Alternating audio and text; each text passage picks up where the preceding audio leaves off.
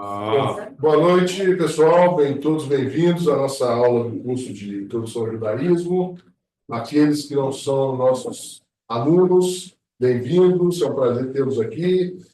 E vamos começar. Então, detalhe técnico, Celso, agora eu lembrei. A gente costuma começar tudo, não o curso, mas não sobre a atividade, 5 minutos depois, né? Então, pode ser que entre algumas pessoas. Mas podemos fazer um aquecimentozinho aqui, enquanto isso, depois Então, a gente repete alguma coisa.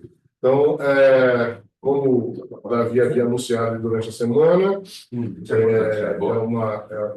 a nossa atividade de Pêssar do Neshama vai ser essa nossa aula aqui de hoje, porque em função de questões diversas, a gente não vai ter nenhum Seder nosso e nem um Kabbalat Shabbat, alguma coisa. Nós vamos ter o Shahad de Shabbat Olam Moed de Pêssar, e tá, mas isso aqui, vamos dizer, vai compor esse quadro de ser a atividade do Neshama para Pêssar.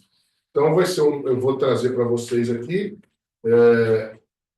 muitos detalhes, muitas coisas, não só sobre a festa, vamos começar da origem da festa, explicar os detalhes da festa, e depois a gente vai partir para o Seder, vamos falar um pouquinho de Agadá, vai ter um pouquinho de cada coisa. Deixa eu só fazer um comentário, Celso, aproveitando que temos ainda 2 minutinhos, que não tem a ver com a aula, mas tem a ver com todos os alunos, que é só reforçar o que eu também escrevi essa semana, sobre a aula do dia 28. Lembra? A gente falou que dia 14 era a última aula, alguma coisa assim, dia segunda-feira. Isso, segunda-feira. E aí, em função até da sugestão da Rafa, pareceu que fazia sentido a gente falar um pouco mais sobre festas e sobre ciclo da vida. E como a gente tem a segunda-feira já está reservada aqui para a gente então vai usar a segunda-feira, dia 28, depois do nosso encontro, no dia 25 e 26, para fazer essa aula. Obviamente, uma aula se alguém já tinha marcado outro compromisso, ok, a gente vai entender. E, enfim, é uma revisão, então também cada um vai saber se é importante ou não é importante para si. Tá bom? Tá. É um assunto importante, só isso que eu posso falar.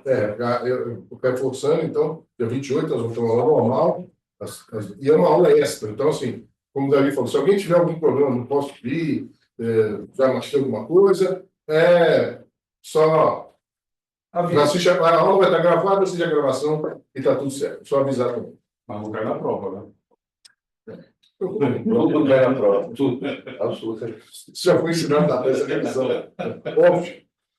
Uma coisa, estou vendo que alguém já escreveu no chat aqui. Em função de estar com a tela compartilhada, eu não tenho acesso ao chat.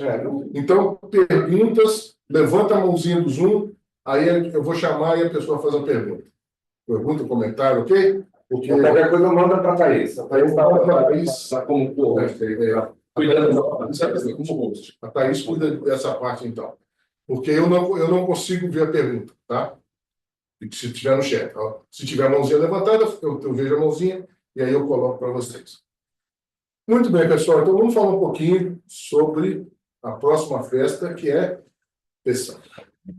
Então, eu coloquei um subtítulo de A Celebração da Liberdade. Nós vamos ver por que nós vamos celebrar a liberdade em Pêssar. E qual é a origem de Pêssar? Como ela começa? Primeiro eu vou definir o que seja Pêssar. Ela é uma das 3 festas de peregrinação, que em hebraico a gente chama de Shalosh Regalim, constantes no calendário judaico, ao lado de Shavuot e Sukkot. É a celebração da libertação, por isso a questão da liberdade, do povo judeu da escravidão do Egito. Pêssar tem, além de Hag HaPessach, que é o primeiro nome dela, ela tem outros 3 nomes. Hag HaAviv, que é a festa da primavera, Hag HaMatzot, que é a festa dos pães ázimos, e é assim que ela é chamada na Torá. A Torá não fala Pêssar, a Torá fala em Hag HaMatzot, e Hag HaHerut, que é a festa da liberdade. Muito bem. E, já que eu falei em Torá, onde que ela está na Torá? Em uma opção de lugares. Mas eu trouxe especificamente um que nós vamos ler daqui a algumas semanas, em Vaikra 23, de 5 a 8, que lá está escrito o seguinte: No primeiro mês, então já faço um parênteses aqui, pelo calendário da Torá, o ano começa em Nissan. Então, o primeiro dia do ano é primeiro de Nissan. O Rosh Hashanah, contagem de anos, é outra coisa. Mas o ano, pela Torá, começa em Nissan.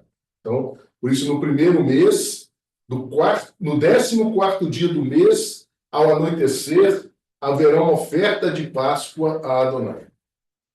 No 15º dia daquele mês, a festa dos pães ázimos. Esse Matzot foi eu que coloquei, não está sendo Torá.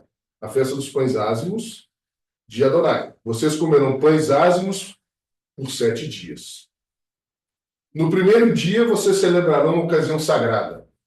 Vocês não trabalharão em suas ocupações. 7 dias, vocês farão ofertas pelo fogo a Adonai. O 7º dia será uma ocasião sagrada. Vocês não trabalharão em suas ocupações. Assim está na Torá. Então, de cara, a gente já tem uma questão aí. Uma?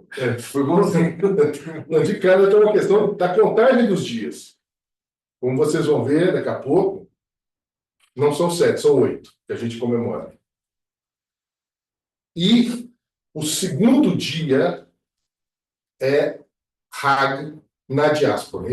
Em Israel, eles comemoram 7 dias e só o primeiro dia é Hag. O segundo dia já é o que eles chamam de Hol HaMoed, que é o dia não sagrado da festa. E eles também não fazem o 8º dia. Isso tudo, porque quem assistiu minha aula de calendário, que existia uma dificuldade, um desconhecimento de quando as coisas exatamente começavam ou terminavam. Eles já tinham alguma noção de que existia uma diferença de horário de um lugar para o outro, então já era uma noção de que existia o que a gente hoje chama de fuso horário, mas eles sabiam que tinha alguma diferença.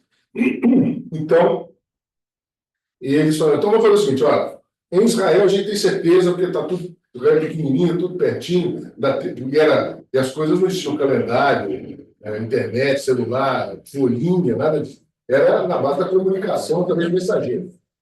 Então, os mensageiros, o Israel é pequenininho, tudo perto, o mensageiro vai chegar rápido, então não tem problema. Agora, quando ele vai ter que viajar, a gente já sabe que vai gastar mais tempo, tem essa diferença. Então, faz o seguinte, em Israel, 7 dias. Fora de Israel, 8 dias.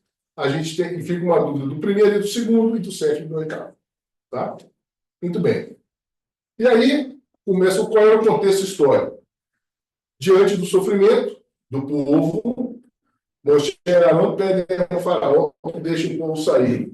Para quem assistiu o Príncipe do Egito, Let my people go.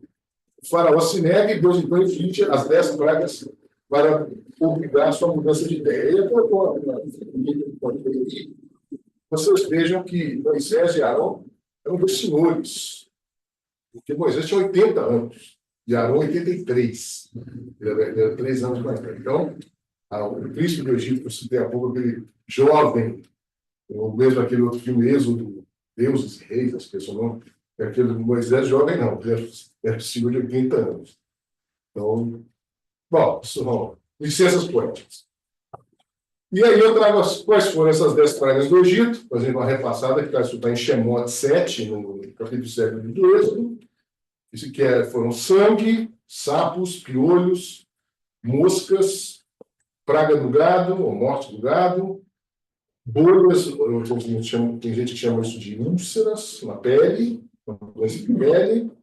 granizo, gafanhotos, escuridão e a morte dos primogênitos, que é a 10ª praga que vai fazer o povo ser libertado pelo faraó. Muito bem. Então, o que acontece nessa última praga? Para evitar a morte dos primogênitos judeus, Deus ordenou que fizesse um abate de um cordeiro e que seu sangue fosse passado nas portas das casas dos israelitas. O anjo da morte pularia, e como é que é pular em hebraico? Lipsoar, que é onde vem a palavra Pessah, se deriva daí, ou seja, Pessah é de pular. As casas dos israelitas serão puladas pelo anjo da morte e não matar, e os filhos não seriam mortos, os filhos primogênitos. E o primogênito do faraó morre nesse episódio. E a partir daí ele manda que o povo seja libertado. Depois ele se arrepende disso, manda ir atrás e tal.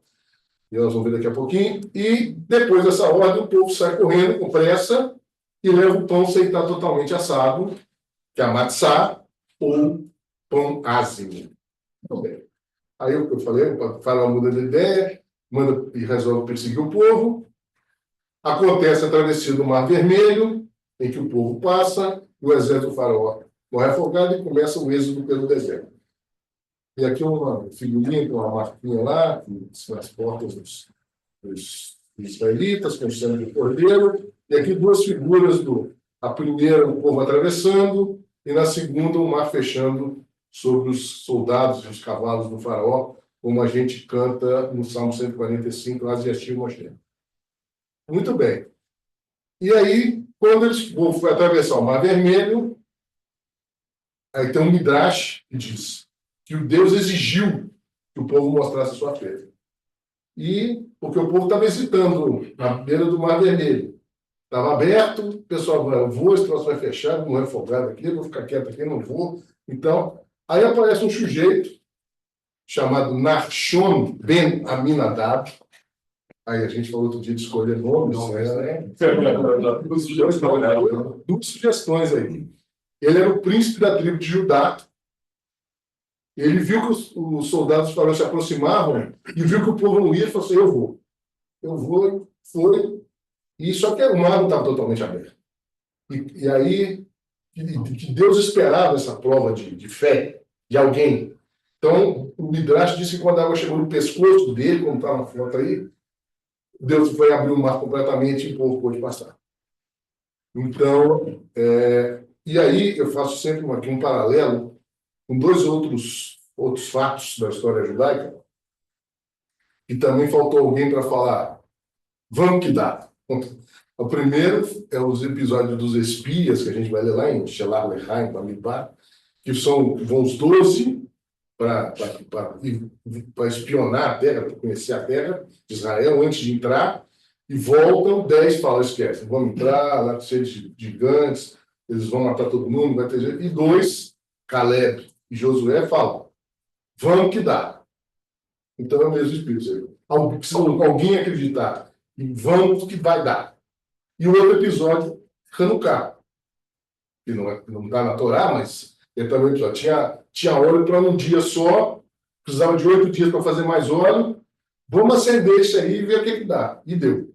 Deu o óleo durou os 8 dias. Então, assim, são episódios que eu acho que tem uma correlação de fundo aí de faltou alguém para, ante a hesitação, vamos que dá. Literalmente dar o primeiro passo. Exatamente, dar o primeiro passo. Exatamente.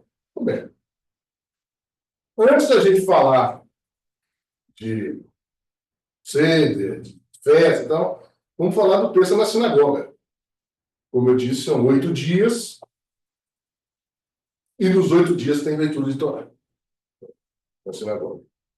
No primeiro dia, a gente lê um trecho de Shemot, de 12, 21 a 12, 51, que descreve o quê? O sacrifício desse cordeiro, cujo sangue foi usado para a marcação das portas, e descreve também a saída do Egito.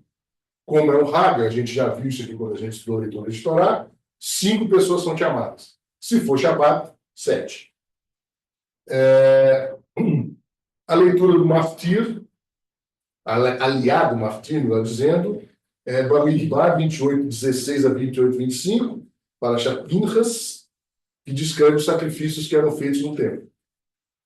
E a Haftará, que é lida nesse dia, vem do livro de Josué e Yoshua, que conta exatamente a entrada na Terra Prometida, a terra de Israel, e a realização do primeiro Seder na Terra Prometida.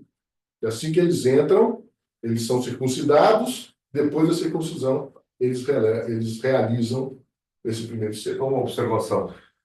Então, lembrar que dessa vez, o primeiro dia é domingo, não no sábado, Isso. Sábado, à noite, né? Nosso dia começa sempre antes, né? Sábado à noite a gente faz o Seder, né? Que ele vai falar daqui a pouco.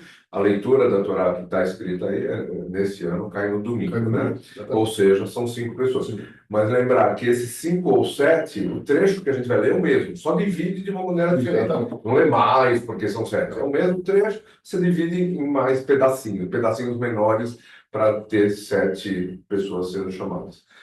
E por fim, tudo isso, todos esses números, esses zilhões de números que estão aí, Tem mais.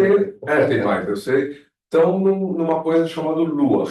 Né? Lua, em hebraico, calendário, mas tem um Lua específico para quem cuida da sinagoga, e nesse Lua da sinagoga, nesse calendário da sinagoga, traz tudo isso aí detalhadamente. Ou seja, ninguém precisa fazer de cor, aí ninguém sabe isso de cor, e não precisa fazer de cor. Então, é mais uma referência. O que a gente tem que saber é que tem leitura da Torá todos os dias, e que é o texto que a gente vai ler. Tem alguma coisa a ver com o Pesach, obviamente, né? Não faz nenhum sentido falar sobre Hanukkah e Pesach, né? Então, o texto tem a ver com o Pesach. Né? Exatamente. Muito bem. E aí vamos para o segundo dia. Isso aqui, gente, é a leitura nossa da diáspora. Israel está lá em Israel. Aí vai cá. No segundo dia, a gente vai cá 22, 26 a 23, 44, que fala sobre os sacrifícios que eram feitos nessas 3 festas de peregrinação e a observância delas. 5 pessoas são chamadas, tem um asterisco aí, exatamente pelo mesmo motivo, que se for chamado, vão ser chamados 7. A leitura do Martir é a mesma leitura do primeiro dia, lá de Pinchas, 28, 16 a 28, 25.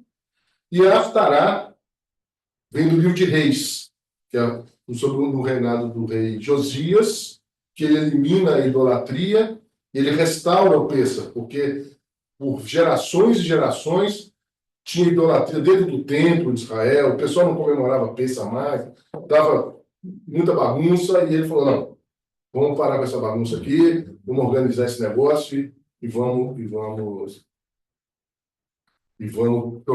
tocar esse negócio certo. Na noite, ou seja, na noite inicial do segundo dia, ou seja, o dia começa na noite anterior, quando a gente começa a contar o Homer, que é o período entre Pêssar e Shavuot. O primeiro dia do Homer é o segundo dia de Pêssar. Tá? Porque isso vem lá de Israel, que teoricamente Não tem o segundo dia. Não tem o segundo dia, lá é um dia comum. Porque teoricamente para nós seria começar no terceiro. Mas aí empurra tudo para frente, então a gente começa e mesmo sendo rápido para nós. Terceiro dia é o chamado Hol HaMoed, ou seja, Hol é um dia comum. Hol HaMoed é o dia comum que está na festa. É chamado Hol HaMoed 1, e a leitura desse primeiro dia é um pedaço do primeiro dia de Pessah. Shemot 13, 1 a 16. Como é um dia comum, 3 pessoas são chamadas na Torá. E a leitura do Maftir é um resumo da leitura do primeiro dia. Lembro que era de 16 a 25, esse é de 19 a 25, mais curtinho. Então, pega o primeiro dia, tira um pedaço, lê, tira o. E vai trabalhar. O pessoal vai para a reza, termina a reza e vamos trabalhar. É dia comum, é de holiday, não tem problema nenhum. Não é festa, não é feriado, nem nada. Muito bem. Aí, quarto dia, que eu falo é 2, é um outro trecho de Shemot, do livro de Êxodo, 22, 24, 23, 19. Esse pedaço fala sobre justiça social, como a gente vai tratar com as diversas pessoas, com órfão, viúva, estrangeiro, fala sobre Shemitah, sobre o ano sabático, e fala um pouco sobre Hagim, nesse trecho.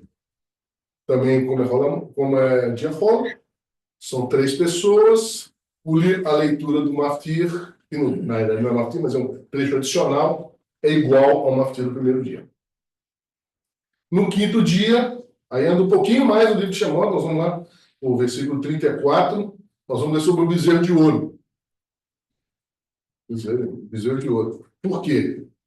Porque é um momento de uma redenção de fé. Assim como o povo foi redimido na saída do Egito, eles pecaram, o bezerro de ouro, Deus perdoa, Moisés escreve as segundas tábuas e Deus relembra a observância dos Hagim. De novo. Ou seja, todos os dias tem essa lembrança do que vai ser lido, do que vai ser, de como devem ser seguidos os Hagim.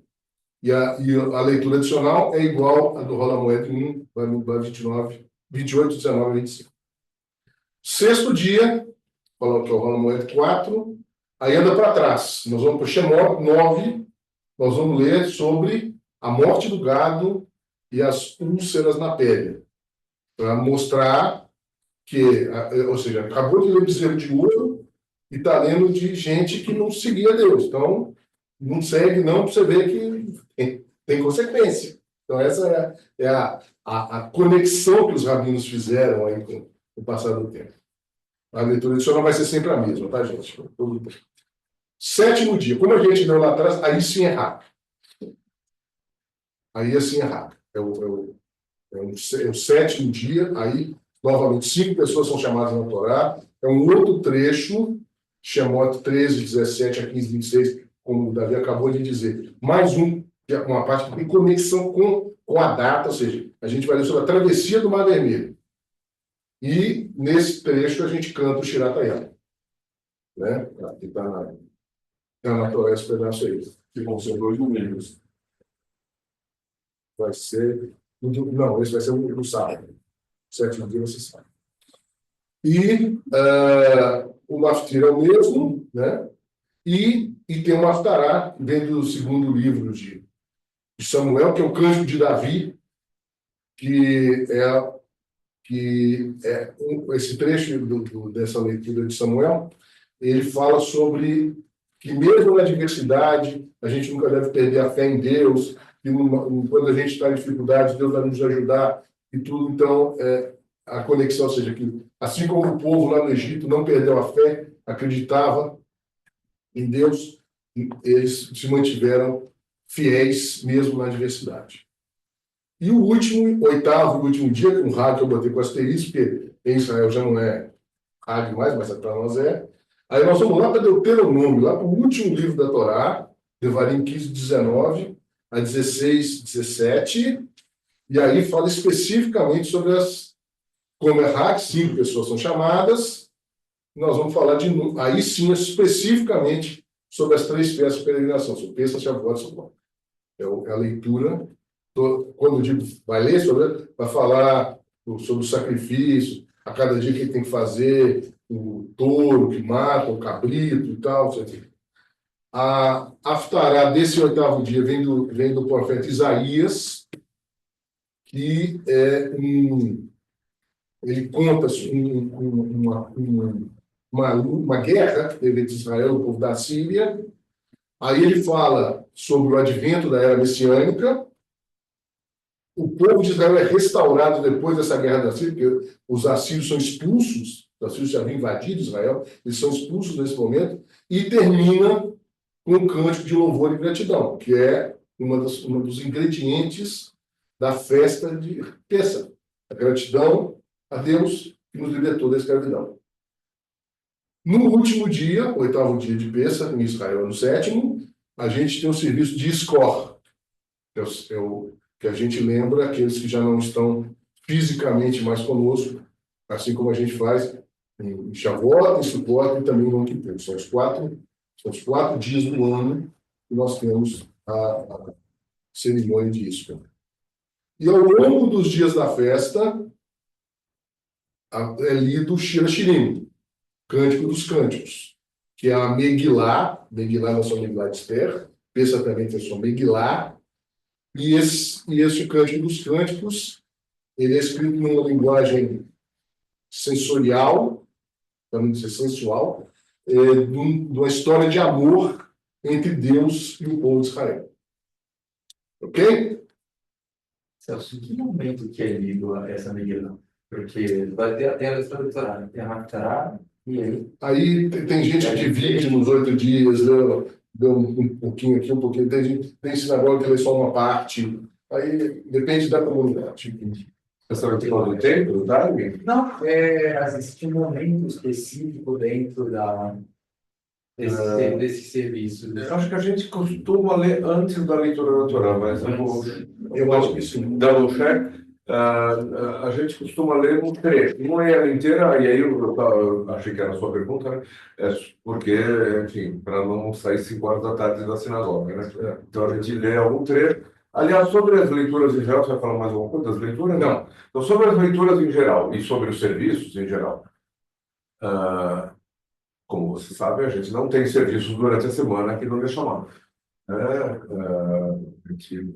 Uma vez, Só um minutinho. claro. Tem alguém que está escrevendo no chat. Não, Thaís, a Thaís, olha. não dá para ler, então Se for algo importante, a Thaís vai ler. levanta a mãozinha e do. Não é pergunta. Não, Então tá bom, deixa lá. não dá para ler o que sobre os serviços que a gente não tem aqui, obviamente tem outras sinagogas em São Paulo que tem poucas, mas tem algumas sinagogas que tem, poucas liberais, eu quer dizer, ortodoxas, acho que a maioria tem, se tiver minha. Agora, a minha recomendação, para quem quiser marcar esses 8 dias, né, então dá para rezar em casa, obviamente, e dá para ler o trecho correspondente da Torá em casa, de manhã, à tarde, enfim, no horário que puder ler, para manter, lembrar que estamos na festa de Pêssego, né? Então, isso é uma coisa. Aqui no sábado a gente, obviamente, vai ter a festa, nesse ano é um sábado só, a gente vai ter o pré-Pêssego e o Pêssego mesmo no sábado seguinte, dia 19.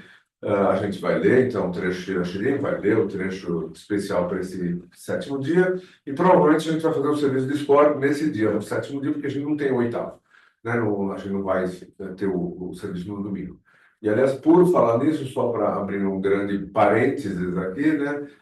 Essa questão do 8º dia, acho que a gente já falou em alguma outra situação, mas vou repetir agora, porque é importante, e até porque tem gente que não faz parte do curso diretamente, né?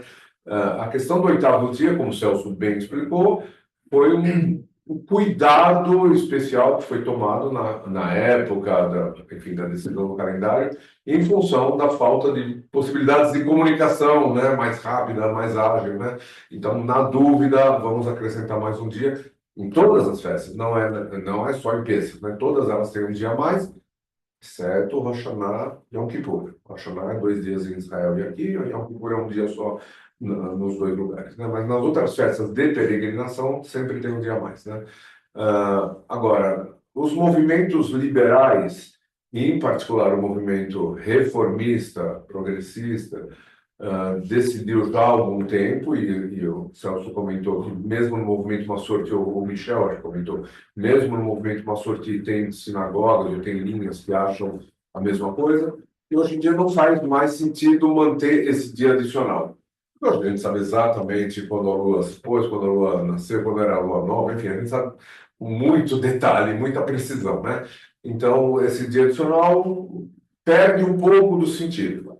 Claro que tem gente que vai continuar comemorando sempre, porque é uma tradição, tem um dia a mais, e tem gente que adora Pêssego, que quer comemorar mais um dia, não quer deixar de comemorar, mas, enfim, nos movimentos liberais, em particular no movimento reformista, muitas sinagogas ao redor do mundo não fazem esse dia a mais, né? Isso, na prática, significa que esse 8º dia deixa de existir, vira um dia normal, como é em Israel, aliás, né? Então, é um dia normal, e daí, bola para frente, só 7 dias, tá bom? Ok. Então, vamos continuar.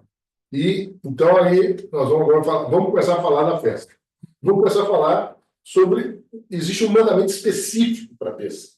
Só em Pêssego acontece isso. Nenhuma outra data, nenhuma outra festa, nenhuma outra data do ano que é. Está em Shemot 12:15, do Êxodo. 7 dias comerás pães ázimos, matzot, mas no primeiro dia fareis desaparecer o fermento, hametz, das vossas casas. Porque qualquer que comer pão levedado, desde o primeiro dia até o 7º, aquela alma será exterminada de Israel.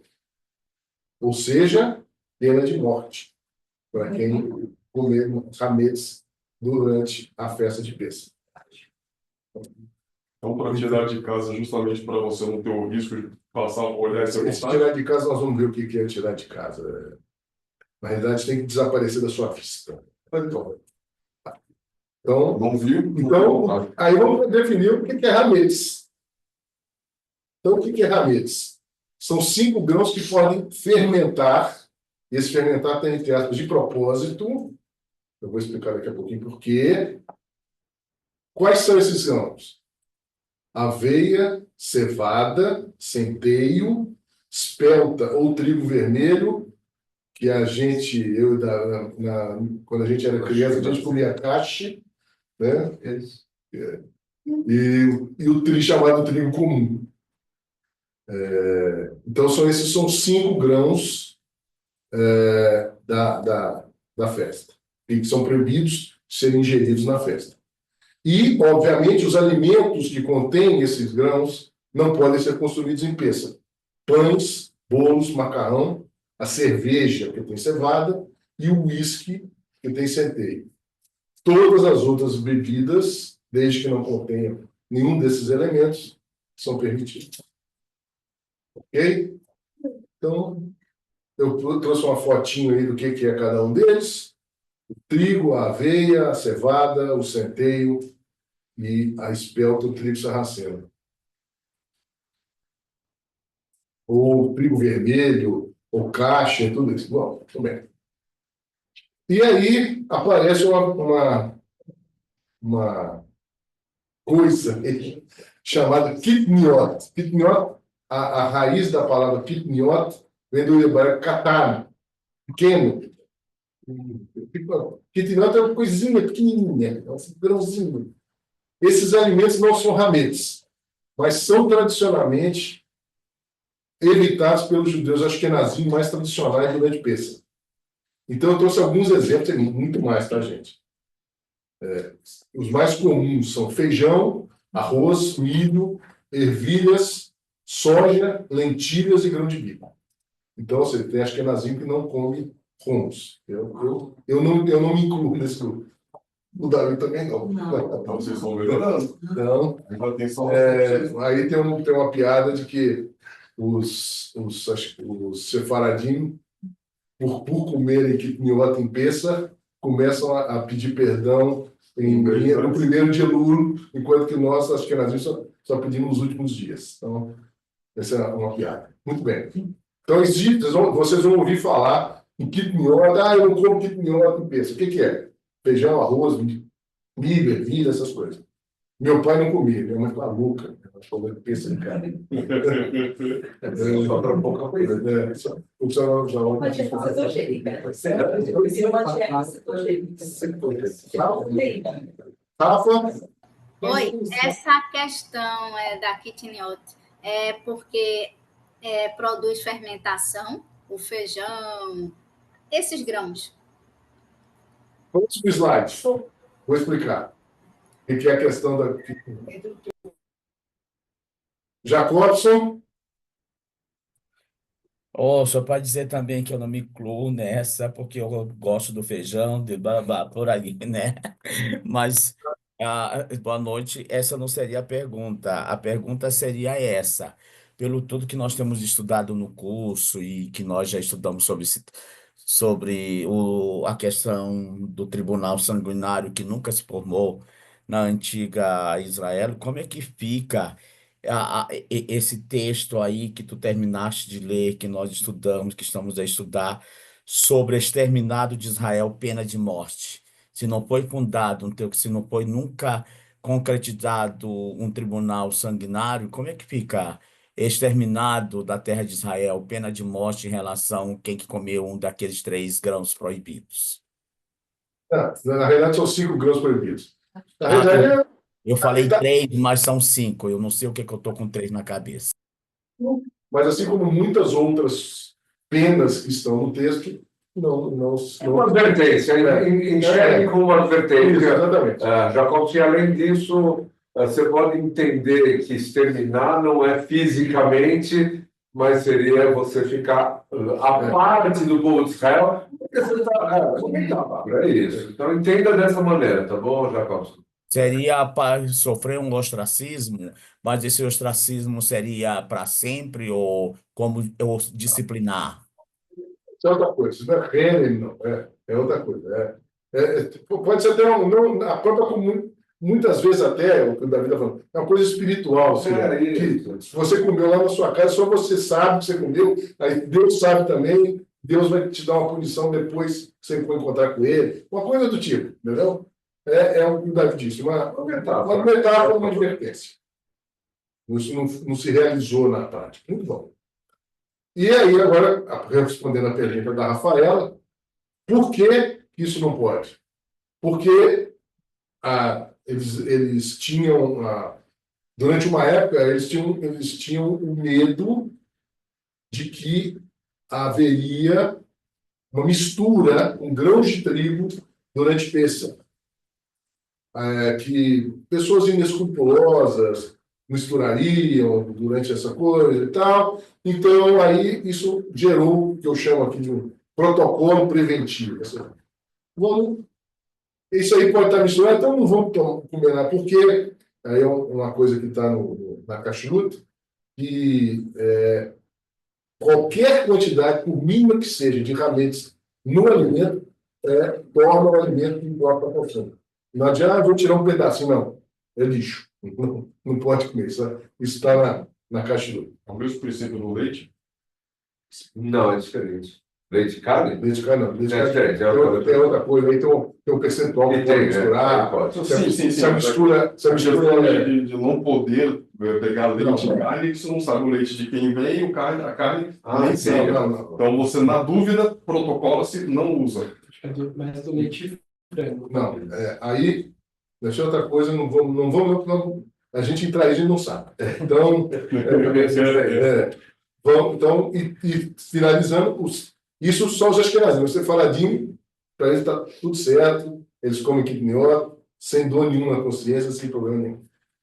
Tem mais uma explicação que é meio da rua judaica, né? Também é uma lenda, né? Mas eu ouvia quando era criança, na minha casa não se comia, na casa dos meus avós não se comia, né? Arroz, por exemplo, e tinha a ver com crescer, né? O arroz cresce quando você mistura com água, então nada que cresce na ideia do fermento, né? O pão que cresce. Nós vamos ver isso aqui a pouco, acho que é o próximo. A pipoca, exatamente.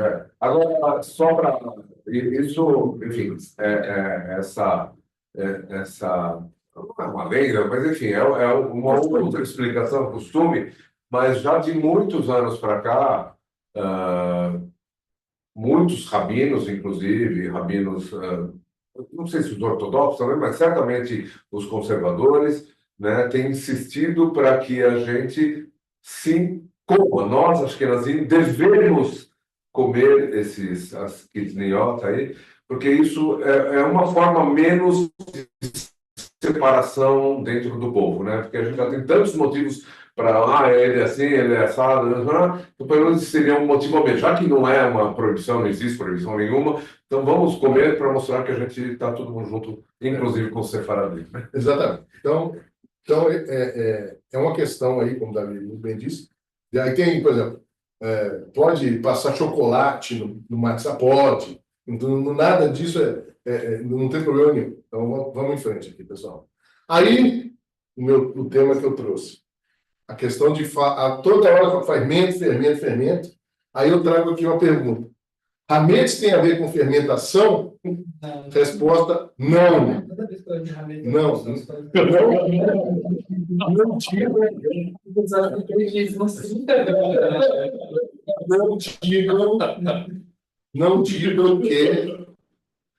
Não digam que hametz fermenta. Não. Aí eu vou no dicionário trazer o que é a definição de fermentação. Super técnico. É um processo biológico no qual micro-organismos, Amanda me ajuda nisso aí, como bactérias, fungos ou leveduras, transformam substâncias orgânicas como açúcares em outros compostos, como ácidos, álcoois ou gases. Esse processo é geralmente anaeróbico, isso aqui é importante. Ou seja, ocorre sem a presença de oxigênio. Ou seja, não tem nada a ver. Em resumo, aqui não tem nada a ver. E aí, então, o que acontece com esse hametz? A palavra hametz vem da raiz de hamutz, het, mem, sabe? Quer dizer ácido. Então, a palavra ázimo, pão ácido, por quê? Porque o matzá, ele é um pouco ácido ao paladar. Ele não é um pão agradável. Assim. Você tem que... Matzá puro é um pouco complicado de comer. E a palavra matzá se deriva daí também. Memtsav, rei, né? Então, memtsav é a mesma raiz. E uma outra tradução para hamutz é opressão ou dificuldade. E aí tem um dos nomes que a matzá tem, que a gente fala no Seder, que é o Lahmania, ou seja, o pão da pobreza, é o pão do oprimido. Então, que é uma questão. E o que, no final das contas, o que esse tal de hamutz aí que eu estou falando o tempo todo? É que esses grãos, na presença de água, então, o que causa esse fenômeno é a água, eles aumentam de volume. Eles crescem, absorvem água e crescem. Mas eles não fermentam, não acontece nada naquela definição maluca lá de... Porque a água tem H2O, é oxigênio. Então, como é que o negócio acontece na ausência de oxigênio? Não tem como. Então, Amanda, se eu falei besteira, me corrige. Não, a definição de fermentação estava corretíssima. A minha pergunta era realmente sobre essa definição de hamutz, de coisa que aumenta o volume com água. Então, quiniot, obviamente, a gente já entendeu que não se encaixa, não teria por que evitar. Mas, então, sementes que não são daqueles 5 tipos, mas Exatamente. que entumecem com água, como, por exemplo, a chia, é hametz. Não. Só que sim. Não é Estão citados. são esses 5. Tudo mais Tá. não é. Tudo, chia, sei lá o quê, aquele grão de bico, o negócio que aumenta de volume também. Mas ele não é considerado hametz. Tá? Café da manhã agradece. Por exemplo, Que doce de sábado também. do de sábado. Por Eu exemplo, não sabia o que fazer com a minha chia e a quinoa. pode comer à vontade. Pão de queijo, é de mandioca. E outra coisa, gente, o fermento químico pode ser adicionado, não tem problema nenhum. Ele não é hametz. Então, se você for fazer um bolo com farinha de matzá, você quer que ele cresça, você adiciona fermento químico, beleza, não transgrediu nada, está tudo ok. Por isso eu quero tirar da cabeça de vocês essa ideia da fermentação. Esqueçam isso, não? Ouviu falar? Fermento.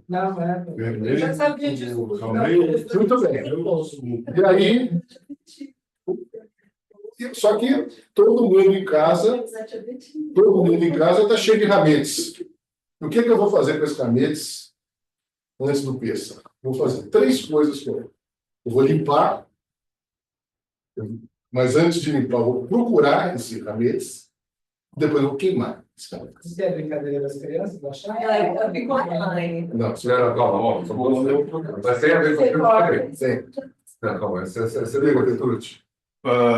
Se você, por exemplo, tem algum... Vamos supor que tem essa mesa, não dá para abrir, pode ter caído aqui, se você jogar veja, dissolve, mudou, já não é mais aproveitável como hametz, então tá tudo bem. Agora, e num sofá de tecido, que você não consegue abrir aqui para pegar nas laterais dele, como é que faz? Eu te dou contato do meu Mas isso aí não será incrível. Isso aí Paga um limpador para limpar teu sofá. Mas a gente tem aspirador de pó. Deixa eu ligar. Não vai aparecer dessa maneira, mas vai aparecer daqui a pouquinho. Uma coisa que tem a ver com o hametz. Já se fundiu no sofá, já Tá. alimenta o sofá. E aí, então, a procura do hametz, que a gente viu nota chama-se Bedikat hametz. Ela normalmente é realizada na véspera, na noite do dia 14, ou seja, o Pêssach começa no dia 15 de Nissan, a gente normalmente faz no dia 14. Esse ano, o dia 14 é Shabat, não pode fazer. Então tem que fazer no dia 13, que vai ser na quinta-feira, dia 10. 10 de Nissan, você faz. E como que é feito?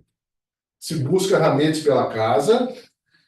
Tradicionalmente, aí usa-se uma vela, uma lanterna para nos Pega a velhinha, arrastou na vela para aqueles cantinhos e tudo mais, armários, gavetas, onde ele pode ter sido deixado.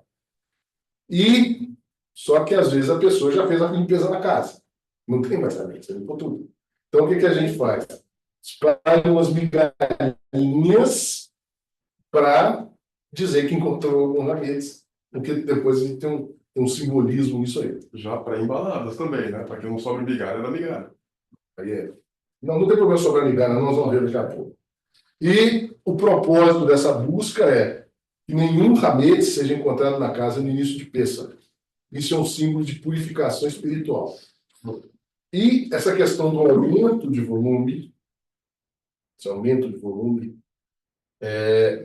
serve não só para o rametes, não serve só para a comida, serve também para nós.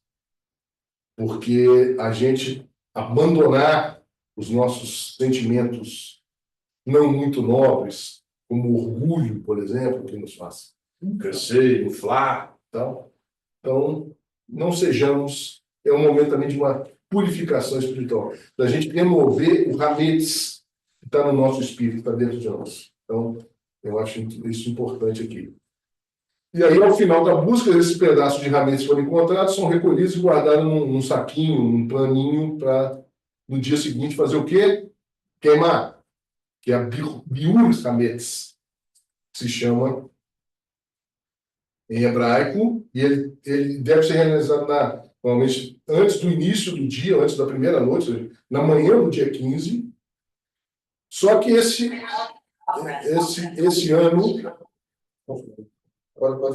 esse ano, nós estamos no Shabat. Não pode pôr fogo, vai acender fogo no Shabat.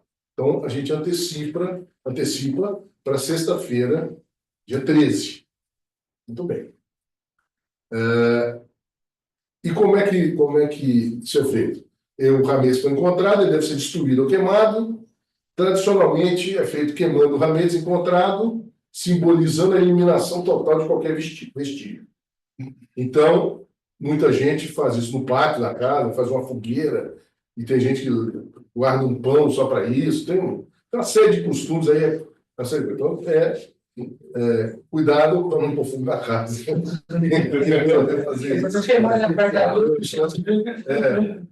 Leva lá no playground, lá embaixo. Nos prédios terríveis. Faz fogo na latinha. E esse rametes, então, essa queima, então, também é um ato de purificação, porque ele remove fisicamente o rametes para garantir que nada permaneça nas casas durante o dia de Pêssego. A ideia é que a casa se torne completamente limpa, física e espiritualmente. E após... Celso, Carol, Oi, querida. tem uma pergunta no chat. Como é que a gente faz para o Shabat? Então, assim, usamos ralá ou não usamos ralá? Vamos segurar a audiência aí. Ok. Vou falar. Vai falar. Então, após a declaração do rametes, existe uma declaração formal que a gente recita e que o texto tradicional, eu trouxe a tradução aqui. Toda propriedade do rametes que está em minha posse, que não vi e não encontrei, deve ser anulada e será como pó da terra. Ou seja, aquilo que eu não encontrei, que eu não vi, então, do sofá, o Petrucci falou, está anulado. Ele está anulado. Mesmo que eu não tenha conseguido tocá-lo, tirá-lo, ele está anulado. Então, essa declaração é uma forma de garantir que, mesmo que algum ramete tenha sido esquecido ou não encontrado, ele seja considerado como anulado e não tenha efeito durante a festa. Tá? Então, eu não consegui encontrar... ou seja, por mais que eu tenha limpado, de repente eu abro um armário, tinha um pão de forma lá. E aí, deixa ele quieto ali. Deixa ele quietinho. Não precisa. Nada, nem toca nele. Deixa ele quietinho. Depois da última dia de Pêssego, você vê o que você faz com ele se você quiser. Mas por enquanto, não. E aí, Tem uma outra coisa que a gente faz, que é a venda do Hametz. Como é que isso faz? Durante os 8 dias de bênção, é proibido possuir qualquer tipo de Hametz. Mas todo esse Hametz que eu tenho na minha casa agora, essa semana passada e tal, ou eu como, ou eu vou. Pode diminuir. Mas aí eu tenho uma coleção de uísques de todas as nacionalidades, uísques caríssimos de sei lá quantos anos de envelhecimento, em barril de carvalho e não sei o quê, eu tenho que quebrar as garrafas todas, jogar fora e tal. Não. Não. E eu posso descartar, né? Eu não vou fazer isso, ou eu posso fazer uma venda simbólica a um não-judeu. É muito comum, entre as várias comunidades, usar um rabino como intermediário. Você passa uma procuração para esse rabino e ele fica encarregado de vender um hametz para vocês. E isso, gente, é mundo ortodoxo. No mundo liberal. Guarda no armário, fecha a portinha. Mas no movimento maçonti tem alguns rabinos que fazem isso e tal, mas muito poucos. Então, conclusão, não é necessário desfazer-se do hametz, sendo suficiente guardá-lo separadamente dos alimentos a serem consumidos em peça. Então, o que eu faço? Pego um armário e tal, deixo fechado, tranco, e depois eu só vou abrir esse armário depois do 8º dia. Então, fiquei quietinho, está tudo lá, eu sei que aquilo está lá, não vou mexer, tiro algumas outras coisas que eu eventualmente venha a precisar e deixo o hametz. Se eu não tenho o armário inteiro, uma prateleira que seja. É tipo os Aí, plásticos do mercado em Israel. aí você coloca, porque tem gente que forra a cozinha toda com papel alumínio. Tem até uns vídeos em TikTok mostrando isso. Não precisa chegar nesse exagero. Não precisa chegar nesse exagero. Assim vai ser.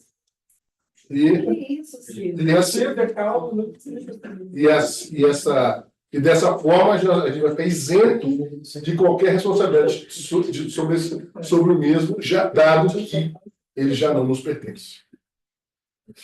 Quer falar alguma coisa sobre Hametz, Davi? Eu vou passar para você. Eu tenho uma dúvida. Diga. Então, o que a gente sempre fez em casa, que a gente também não tem uma prateleira, uma coisa assim, era só colocar dentro de um tabuário grande, fechar no armário, porque pelo que eu vi, funcionava.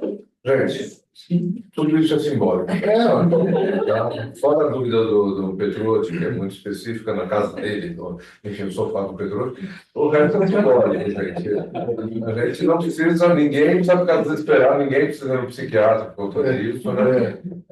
Eu desmontar o sofá inteiro, para tirar todo. É simbólico, então a gente vai fazer o melhor que a gente conseguir, dentro do que a gente acha, considera razoável.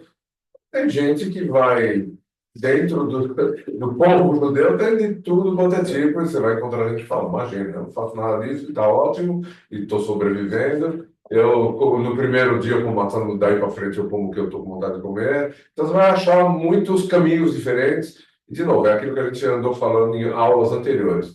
Cada um cuida do seu.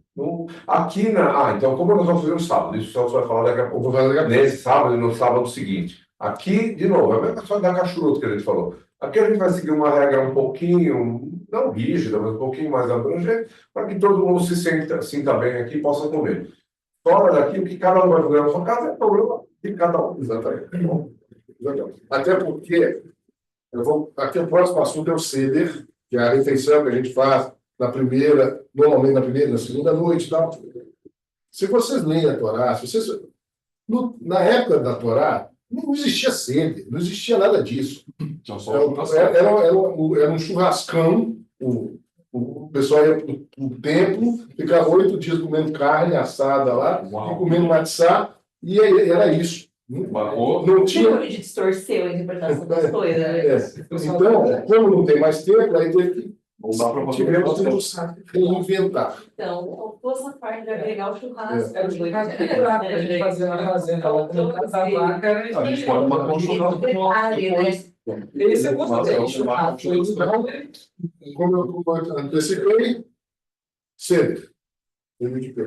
A refeição festiva, que se faz tradicionalmente na primeira e segunda noite da festa. Em muitas congregações, em função que algumas pessoas, ou muitas pessoas, não fazem seder, por nenhum motivo, e não conseguiram estar no seder de alguma família, alguma coisa do tipo, o pessoal faz o chamado seder comunitário. Ou seja, normalmente, às vezes é na primeira ou na segunda noite, às vezes é numa outra noite, exatamente para que o evento tenha alguma marca dentro da comunidade. Lá em Belo Horizonte, a gente fazia, além de que a gente fazia um seder comunitário para a comunidade, tinha um outro seder chamado seder fraterno, que era o pessoal que a gente convidava não-judeus para fazer o seder junto com a gente, que eu acho que é uma coisa muito bonita. Ou seja, para a gente conviver na sociedade com aqueles que não têm a mesma fé que a gente. Então, o Seder é um evento que ele é cheio de símbolos especiais, todos são relevantes nessa celebração. O nome Seder vem da palavra ordem, porque é uma refeição, tem uma ordem especial que deve ser assim realizada. Então, vamos ver quais são esses símbolos e qual é essa ordem que a gente tem que fazer. Muito bem. O primeiro símbolo que eu trouxe para vocês é a quiará de peça. É um prato, onde fica lá na mesa, que ele tem alguns símbolos, que na próxima slide eu vou falar quais são, e são 7 símbolos, são esses 6 que estão aqui na quiará, e mais a matzá que vai por cima. Se eu pusesse a matzá aqui em cima, vocês não iam ver nada. Então, por isso que eu fiz a matzá do lado, mas ela vai em cima aqui da quiará. Muito bem. E não, é 3, mas é porque vai ter a questão da lei comum. Tá? São 3. Mas lá em cima. Então, quais são os componentes dessa quiará? A Ficomã, o maror, a Silvia falou maror, que são ervas amargas, e os exemplos mais usados são a alface romana ou o rabanete, que eles simbolizam o sofrimento e as amarguras da escravidão. O Hazeret, que é uma segunda erva amarga, que para algumas pessoas era opcional, e também simboliza essas dificuldades da escravidão. Normalmente o pessoal usa escarola, agrião, alguma coisa assim. Carpaz, que é um vegetal verde, normalmente salsinha, ele simboliza a renovação e esperança. E ele é mergulhado na água com sal, nós vamos ver no momento aqui de comer, para lembrar as lágrimas que o povo derramava no sofrimento da escravidão. O zroa, que é um osso de cordeiro ou de frango assado, queimado, ele simboliza aquele cordeiro que foi abatido, sacrificado no 10º dia, na 10ª praga, e ele simboliza a proteção que Deus nos deu para contra essa 10ª praga. O Celso Berli, só com curiosidade, em cada família tem um costume diferente. Então, na minha família, por exemplo, o carpaz tem que ser batata. Se for batata, acaba o seder, já nem começa o seder, né? Ou então a erva amarga tem que ser o raiz forte, isso. A nossa família é a raiz forte. Não é o maior, mas isso, no lugar do maior. Exatamente. Na minha casa também. Não aquela muito que a gente coloca no peixe, no fish, que é uma vermelhinha, mas uma branquinha, bem ardida. Sem a veterana. Sem a veterana, mais ardida. Aí tem o ovo, que é o Beitzá, que ele simboliza o luto pela destruição do templo e renovação. O templo sempre é lembrado em todas as ocasiões, né? Muito embora, na época da travessia, não tinha tempo ainda, mas a gente sempre lembra do templo na instituição, porque tem uma tradição que quando a gente volta do enterro, os enlutados, a primeira refeição tem que conter um ovo, porque a gente não sabe quando é que é o início, quando é que é o fim do ovo, assim como a gente não sabe quando é o início do fim. Muito bem. Tem o Haroset, que é uma pasta doce de frutas e nozes, que simboliza o trabalho árduo do povo, que era a argamassa que com a qual eles faziam os tijolos, e uma esperança de que, mesmo nas dificuldades, pode haver doçura. Pode ter uma coisa, pode se encontrar um aspecto favorável. E a matzá, que na realidade, como a Silvia bem agregou, no Seder, nessa queará, são colocadas 3 folhas de matzá, que simboliza essa pressa na saída do Egito, e é o pão da humildade, como eu falei, que é o pão da pobreza, e aí é tirada a folha do meio, quebra um pedaço, esse pedaço, uma parte é escondida, para depois as crianças encontrarem, é o chamado apicomano. Apicomano é uma palavra grega que quer dizer sobremesa. Que é a última coisa que se come no Seder, é esse apicomano, porque os nossos sábios têm a tradição de que a gente tem que levar o sabor do matzá depois do Seder. Muito bem. Tem outros símbolos adicionais que a gente colocou na queará.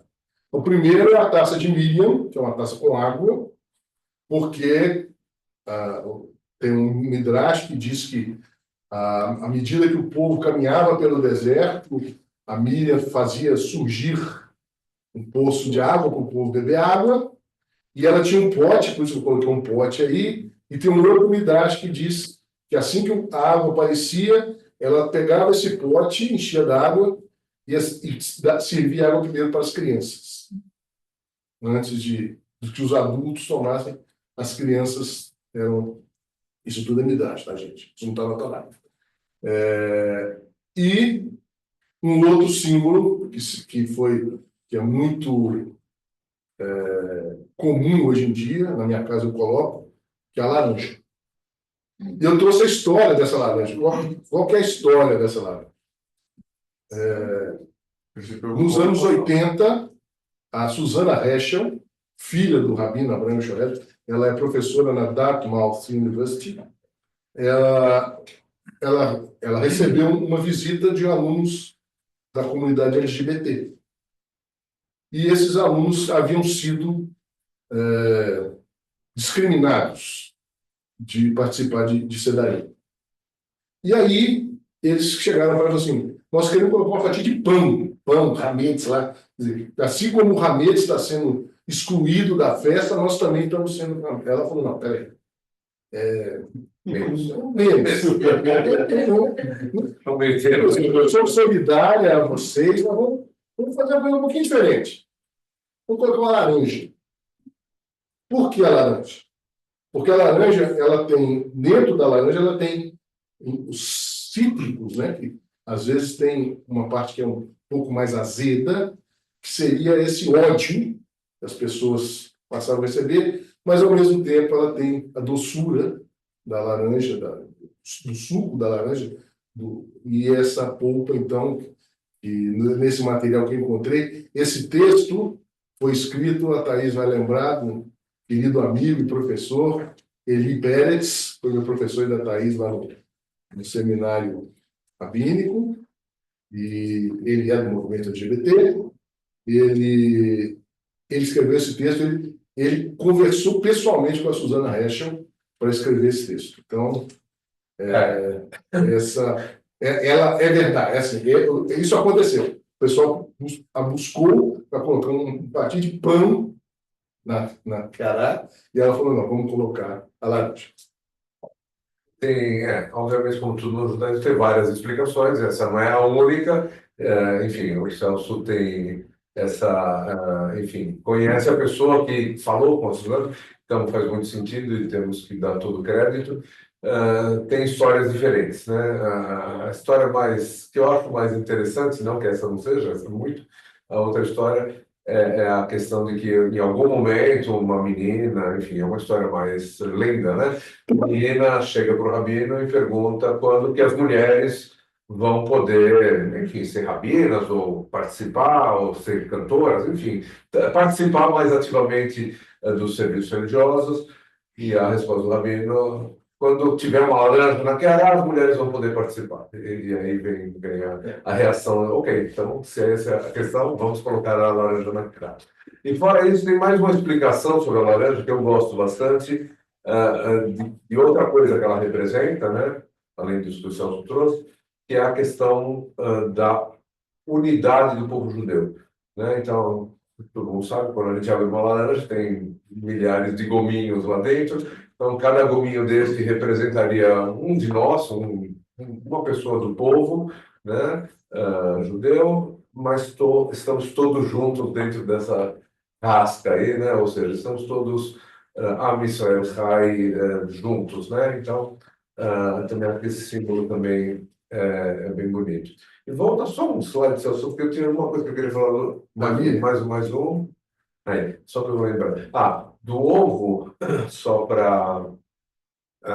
ele simboliza o povo da China, né? O templo de Israel, o templo, né? A distribuição do templo. O ovo, de um modo geral, eu sempre aprendi isso, acho que também faz sentido, né? O ovo tem essa característica que o Celso comentou dele não ter começo, nem meio, nem fim, né? E nos remete à ideia de que às vezes estamos por cima, às vezes estamos por baixo, né? E aí liga direto com a questão do Egito, né? Da escravidão. Éramos escravos, agora somos homens livres, ou seja, deu a volta aí, nós estamos numa posição melhor hoje em dia. Vai. Eu não coloquei aqui, mas aproveitando o gancho no que o Davi falou, eu me lembrei de outra coisa. Os veganos não usam o osso do frango do cordeiro. Eles usam uma beterraba assada. Tá? Só para representar, para não ter que usar o frango, a carne. Não que a beterraba, enfim, represente alguma coisa além do próprio, é pela cor da beterraba. Exatamente. E ainda nessa slide, a questão da matzá, pelo menos na tradição da nossa família, são 3, né? Como a Silvia falou, a gente coloca num ponto da matzá, não sei como chamar, de pano, né? Com 3 divisões. E a explicação é que a matzá de cima representa os Koanim, a matzá do meio os Leviim, e a matzá de baixo o povão, né? Israel. Então também, mas de novo, na ideia de que estamos todos juntos dentro daquele pacote lá, né? Então, é parecido com a ideia da laranja, se a gente olhar de outro jeito, né? No ano passado teve a laranja no nosso Seder. Sim. Além dessa resposta sua, que foi a terceira, que os alvéolos, é claro, como buscar da pessoa, todos envolvidos na clipa, envolvidos na casca, e está todo mundo junto, teve a questão dela ser redonda. Foi uma das respostas no porquê da laranja. E o ovo, eu conheço uma outra explicação, que é o único alimento, quanto mais ele está sendo cozido, mais duro ele é. Enfim, quanto maior a pressão que a gente sofre, ao invés de a gente relaxar, e quer saber? Não, a gente fica mais firme, se une, se apega mais, enfim, é exatamente o oposto de todo mundo. Legal. Vamos seguir em frente. Então, vamos para o Seder. Como é que funciona esse Seder? A primeira coisa do Seder, tem uma Haggadah, aqui na mesa tem algumas. Eu tenho uma foto que eu vou trazer para vocês. Você pequenininho, pode ser grandona. A Haggadah é um guia. É um guia do Seder. Então, ele tem tudo lá. E aí, gente, existe uma infinidade de Haggadah. Tem Haggadah movimento sefaradi, movimento massorti, movimento reformista, ortodoxo, ashkenazi, tem da Pérsia, da Babilônia, do sei lá de onde. Então tem N tipos de Haggadah. Daqui a pouco eu vou mostrar uma foto para vocês. E a história é que as primeiras tenham surgido por volta do século VI antes da Era Comum. E na Mishnah de Sanedrim, que foi escrita no século I antes da Era Comum, já aparece uma menção, que é até uma fala do Rabban Gamliel, ele fala em Pesach, Matzah e Maror. Ele fala aqui, quem não recitou essas 3 palavras durante Pesach, não cumpriu a mitzvah de Pesach. Isso é para quem não conseguir fazer nada, se recitar isso daí, está bom. É mais ou menos isso. Então, o Rabban Gamliel. Então, pessoal, o Seder é uma ordem, então vamos ver essa ordem. Primeira coisa que se faz no Seder, é o chamado Kadesh, é a santificação, que a gente recita a bênção sobre o vinho e toma o primeiro copo. Em seguida, chamado Urhatz, as mãos são lavadas antes de comer as ervas, mas não dizemos a bênção, não dizemos o Netilat Yadayim. Ele vai ser dito daqui a pouquinho. Aí eu trouxe para vocês N exemplos de cagadotes de tudo quanto é jeito que eu encontrei aí, das mais diversas tradições. Depois que tiverem, no final, eu trouxe umas 15 aqui, diferentes para todo mundo xeretar, cagadotes diferentes. Então, voltando aqui na ordem do Seder, aí nós passamos a comer o carpaz, né, que é a alface, ou outra coisa parecida, que são mergulhadas em água salgada e representam as lágrimas da escravidão, então são comidas. Aí a gente passa para pegar o Yahatz, que é aquele matzá que a gente vai tirar, o do meio, tem 3, como o Davi falou, vai lá, tira o do meio, quebra, ele é quebrado em 2, a menor é escondida para as crianças encontrar, depois recebe um presente, um brinquedo, chocolate, alguma coisa do tipo, e a metade maior ela vai ser guardada para ser comida depois, como eu disse, no final, que é o afikoman, que eu volto a dizer, é a palavra grega para sobremesa. Muito bem. Toma-se a segunda taça de vinho aí nesse momento. E tem um detalhe, pessoal, que a taça de vinho ela é tomada reclinada. A pessoa se reclina porque é o sinal dos homens livres. Os romanos, eles tomavam vinho reclinado, assim, deitados, em divãs, sofás e tal. Então, por isso que é costume você se reclinar para o lado esquerdo. Esquerda. Esquerda. Esquerdo? À esquerda.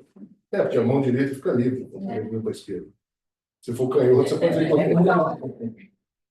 E aí, passamos ao Magid, que é a narrativa, que é a contagem, 2 braços. a contagem da história, a leitura da Haggadah. Aí nós temos um trecho chamado Manishtaná, são 4 perguntas, as crianças fazem 4 perguntas, e depois o Seder tem um líder, que ele vai contar a história, que fala, nessa noite nós comemos matzá e maró, matzá e todas as noites a gente come matzá e hametz, hoje a gente só come matzá. Em todas as outras noites a gente come maró e não sei o quê, essa noite só come maró. Eu nunca sei essas 4 perguntas. Você tem aí? Tem. Você tem uma pergunta também? Então, fala aí, quando Davi, as 4 perguntas quais são. Peraí. Então, à noite a gente bebe sentado, essa noite a gente bebe reclinado. Só antes disso, porque eu estava funcionando a Haggadah aqui, eu não sei exatamente se existe uma tradução diferente, mas na narração que eu conheço, o segundo copo de vinho é bem mais para frente. Já chegando pertinho da hora que a gente vai comer. É um tiquinho antes de lavar a mão com a bênção. Então, por isso que eu fui checar aqui e falei, nossa, eu não conheço a tradução. Só o primeiro que é lá na frente. As 4 perguntas estão logo depois do Alachma, que são essas. Por que essa noite é diferente de todas? Primeiro, porque a gente só come matzá, porque a gente come verduras amargas, porque que a gente mergulha duas vezes e porque a gente come reclinado. Bom, e depois do Magid, da narrativa, feita a lavagem das mãos, a rachatzá, aí sim, com a bênção, porque nós vamos comer matzá, motzi matzá. A gente abençoa e come a matzá. Aí vamos comer maror, são as ervas amargas, simbolizando as amarguras da escravidão no Egito, e aí a gente vai o Korer, que é o Hillel, para vocês verem. Aqui já não tem nada mais com Moisés, o Hillel, lá no século I, ele criou esse sanduíche, que é maror, ervas amargas e haroset, que é para contrabalançar esses sabores amargos e doces. E aqui, na hora de comer, na minha conta está a terceira, mas pode ser a segunda. Nessa Haggadah aqui é o que eu conheço. A segunda. E aí vem a refeição festiva, tudo se chama Shulchan Aruch, que aí Gefilte Fish e Neidler e por aí vai. Aí comeu-se. E aí vamos para o Afikoman. Vamos para o Afikoman, tá? A gente come o Afikoman. Aí você tem a taça de vinho, e da presença da taça de vinho, a gente faz o Birkat Amazônia, que é a bênção de agradecimento após a refeição. E nesse momento, a gente vai abrir a porta para o Elias e vai encher a taça do Elias. Então a quinta taça aqui, o Elias. E está aqui o Elias chegando aqui, ó. Esse Elias também fantasmagônico. E a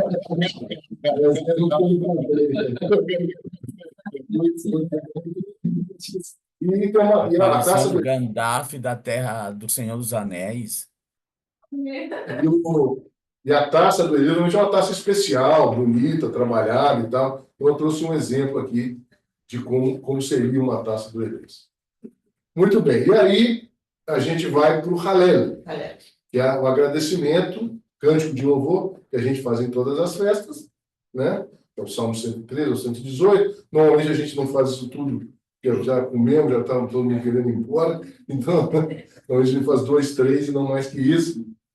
E aí a gente tem a Nirtzah, que é a conclusão do Seder, que ele termina com a frase Leshanar Abba Berushalayim, no ano que vem estejamos em Jerusalém, e modernamente a gente inclui cantar Tikva no final da refeição, porque tem tudo a ver Israel com a questão da libertação do povo do Egito.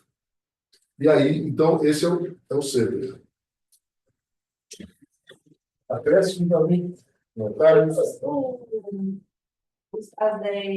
vinho aqui, olhando. Sim. Você vai falar? Não, pode falar. Não, você não está.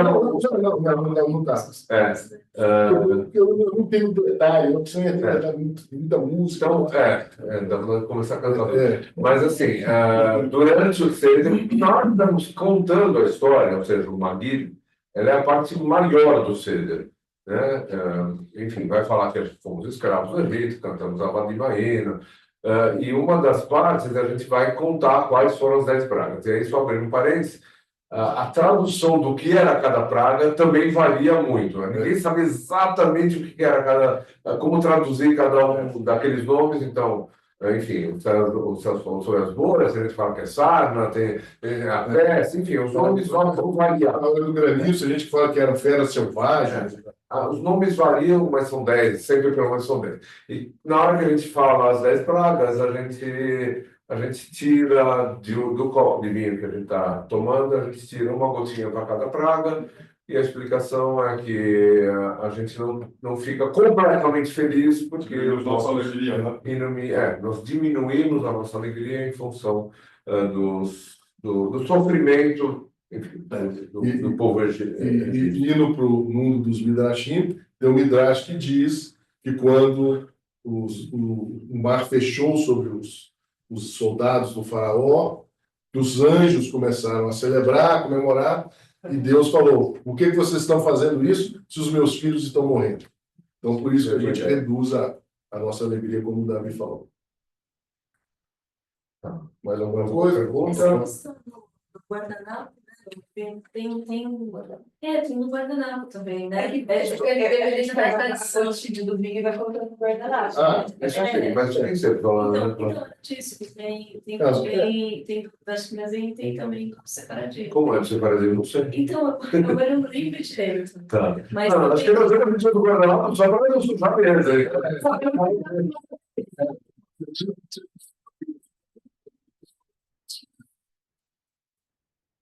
Não conheço.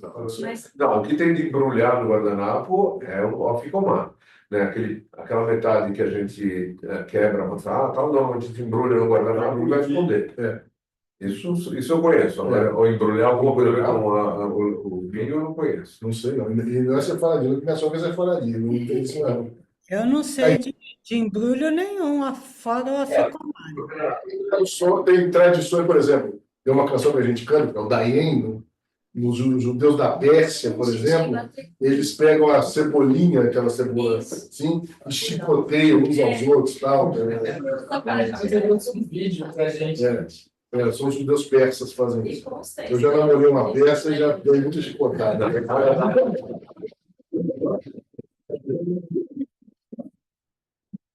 Não,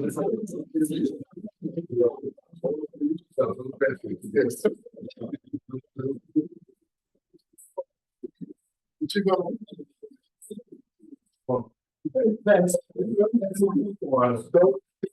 no Seder, aí a curiosidade, para segurar a audiência, a gente deixou para o final o que vai acontecer no próximo Shabat. E quando o Pesach começa no final do Shabat? Aí a resposta é eu.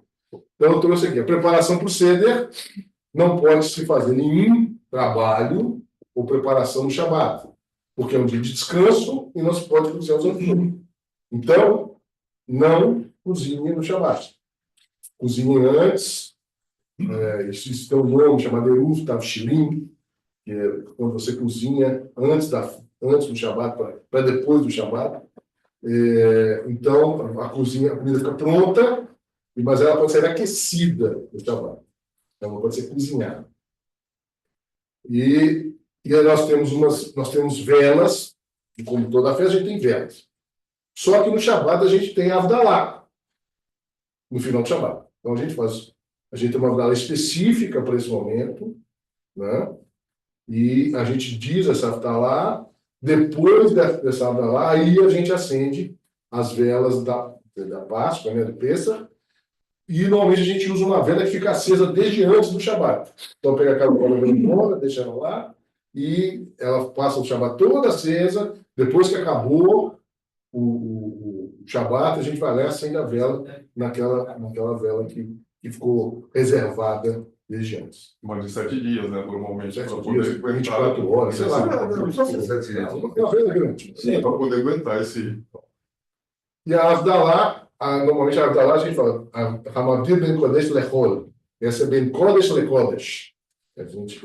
A conclusão da Avdalá é diferente, que a gente marca o fim de Shabat e aí a gente prossegue para acender as velas de Shabat.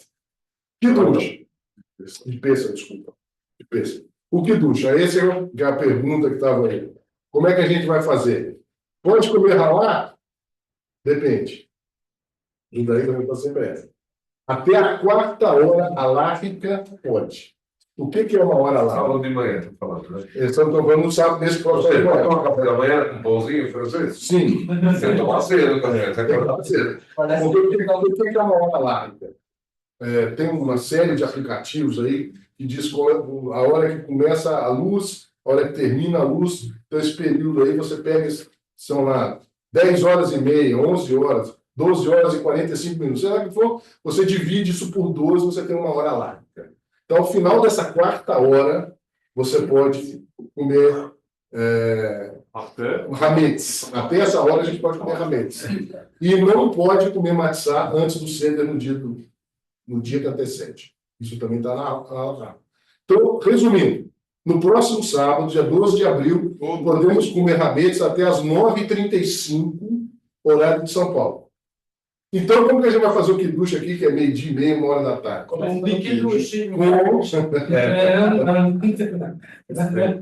Com a chamada matzá ashirá.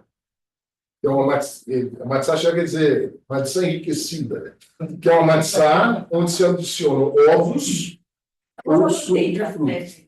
Ou suco de frutas. Por quê? Como o próprio nome diz,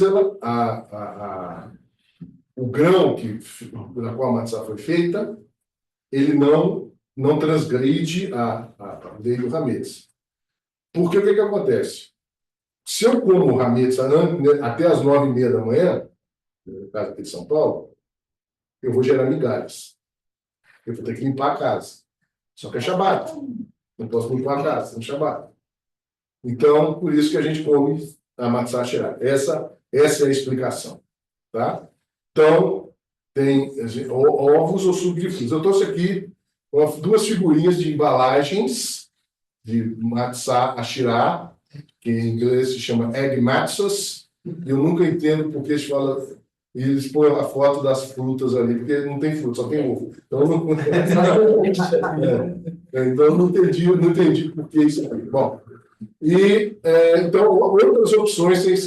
Mas Batzá Shiré é difícil de achar. É difícil de achar, mas faz é. Davi contigo. Santa Luzia. Casa Santa Luzia tem. Não tem, aqui não tem. É difícil achar, não é fácil, porque tem mercado Aqui no Brasil, aqui no Brasil. Tanto que essas luzes que eu estou são francesas, acho. Então, há opções. Pães feitos com outras farinhas, por exemplo, farinha de amêndoas, tá? Pão de batata, o mineiro, pão de queijo. Só que aí tem um detalhe. Tem que fazer na sexta. Na hora de. Não é isso. Não, se quiser. Aí, a hora da bênção que a gente fala, amotzi, não é amotzi. Porque só faz amotzi para Hametz. Então, a gente faz o Sherrakol, que é uma outra bênção. Não, para Hametz não, para farinha. Para farinha, é. Farinha, então. Na verdade, para Matzah Shirá faz, não pode ser. Sim, para Matzah Shirá. E no centro, eu falei, nesses casos assim, você aí sim. pão de amêndoa, pão de batata, pão de queijo, aí você faz com Sherrakol. Uma curiosidade, então não acha ralar para comprar nesse dia. Teoricamente, você acha. Não pode ser a meia boca, pode ser que você acha. Não existe. Existe? Você não deveria achar. Não deveria ter, mas tem. Tem gente que compra. Eu conheço. Então, assim, é assim que vai fazer. Ou seja, você pode comer ralar na sexta-feira à noite? Pode. Beleza, sem problema nenhum. Pode comer ralar no café da manhã, desde que seja cedinho, sem problema nenhum. Tome cuidado com as migalhas. Mas pode sem problema nenhum. Pode comer ralar na hora do kiddush, depois da reza da manhã? Já não pode. Só se for naquela sinagoga que você não precisa. Não. Se colocar antes de amanhecer, tá tudo bem. Eu ouvi uma explicação disso aí, que é o seguinte, você comeu até chegar aqui, que já digeriu, que já foi triturado tudo, já passou pelo processo todo, já não é mais Hametz, já é suco gástrico, meio que já era. Você não tem mais o Hametz. Essa judaicamente falando, não existe. Eu ouvi falar. É a mesma lógica de falar que se come porco e dá muita doença. Não existe. No judaísmo não existe. São explicações científicas, mas tudo bem, não é judaico. E aqui eu trouxe uma mesa do Seder pronta com a nossa chefe. Uau! Uma mesa de Seder da chefe. Homenagear. Isso, como pode? Como você faz esse spoiler? Que maravilha! Jurassicamente bela, maravilhosa essa mesa. Esse ano, tá? Então pode. Então pode. A pergunta só voltando isso, pessoal. No slide anterior, a pergunta é por que não pode comer matzá no sábado de manhã? Essa é a pergunta. No Kiddush, por que não pode comer matzá? Para fazer a diferença entre o Pessah e o dia. Você pode comer, vamos supor, até sexta-feira, antes do pôr do sol. Para que um dia você fique sem comer para ter a diferença para comer. Em que outra festa tem algo parecido com isso? Essa aqui tem diferença que não pode fazer antes e não pode fazer depois? Tem uma outra festa, tem a mesma lógica. O Pedro está certo, a gente para de comer matzá. Tem gente que come matzá o ano inteiro, por N motivo. Faz bem, porque não importa. Mas nesse dia, no sábado, ou seja, na véspera do Pessah, não pode comer matzá. É o único dia que não pode comer matzá. Tem uma outra festa, e isso é para fazer a diferença, para a gente chegar no Seder com vontade de comer matzá. Faz um ano que eu não como matzá, agora eu vou comer matzá. Agora tem outra festa que tem uma coisa muito parecida com isso. De comida? Yom Kippur? Yom Kippur. Ele não é de comer. Não é de comer. É uma coisa que a gente faz. Vou dar dica. Durante o mês inteiro e na véspera a gente não faz. Shofar. Mesma ideia. É mais ou menos a mesma ideia. Né? Na véspera de Rosh Hashanah, a gente não toca o shofar. Toca o shofar o mês inteiro. Ou tocar o mês inteiro, mas normalmente toca no mês de Elul, shofar, todos os dias. Na véspera de Rosh Hashanah não tocamos shofar, para fazer essa diferença. E isso, pessoal, essa da questão da Matzah Shirah, né, é para qualquer dia da semana, não é só para o Shabbat, não. Se o primeiro dia de pessoa é uma quarta-feira, nessa quarta-feira, foi uma quarta-feira à noite, na quarta-feira de manhã eu posso comer hametz, na hora do almoço já tem que passar para a Matzah Shirah. Tá? E a matzah shirah é matzah, mas ela, como ela tem um componente a mais, ela deixa de ter a característica de ser uma Porque matzah ao pé da letra. alaricamente, matzah é água, sal e farinha. Só. Todos os acréscimos. Light? Existe? Mas light também tem matzah light, tem matzah legal, tem matzah sem glúten, legal. Tem matzah que eles usam, em vez de usar trigo. Outra coisa, pessoal. Matzah é feita de hametz. Sim. Tá?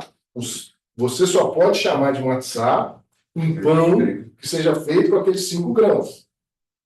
Se eu fizer um pão de farinha de arroz, farinha de sei lá do que, não é matzah. Tapioca não é matzah. Tapioca não é matzah, polvilho não é matzah, nada. Matzah é feito com aqueles 5 grãos. Tanto que se vocês forem na casa de Santa Luzia, eu vi isso lá, você tem uma matzah feita de espelta, que é o cacho, que é o capim vermelho. Tem lá, espelta matzah. É matzah, pode comer. Tem a rye matzah, que é feita de centeio. Então você tem... é isso, ou seja, não posso comer hametz, não, você está comendo o grão do hametz, só que não é o hametz que sofreu aquele processo de aumento do volume e tudo mais. E aí, é isso. Uma pequena dúvida nesse ponto. São 18 minutos até colocar no forno ou até tirar do forno? São 18 minutos até tirar do forno. Até tirar do forno. Quanto tempo demorou no forno, aproximadamente? Não, putz, é uma linha de produção extremamente bem montada. E eu já ouvi de cara que ele fica com uma mão na água e outra aqui para justamente a pintura não fazer, ele fica trocando. Tem uma outra matzah que eu não sei aqui, que é a matzah shimurá. Não, matzah shimurá é outra história. Feita à mão, que não é só bonitinha, quadradinha e tal. Tem, é bom, ela fica... Ela fica... Mas tem quadrado também. Tem quadrado. Tem muito, mas fica bom. Mas eu vi quadrado, eu também sou sério? Eu nunca vi. Pessoal que escreveu 46 mensagens no chat. Alguém quer perguntar alguma coisa? Porque eu não vou isso, não. Não. Pode perguntar isso à mesa. Se alguém quiser perguntar, levanta a mão aí e fala. Eu quero fazer uma observação enquanto ninguém levanta a mão.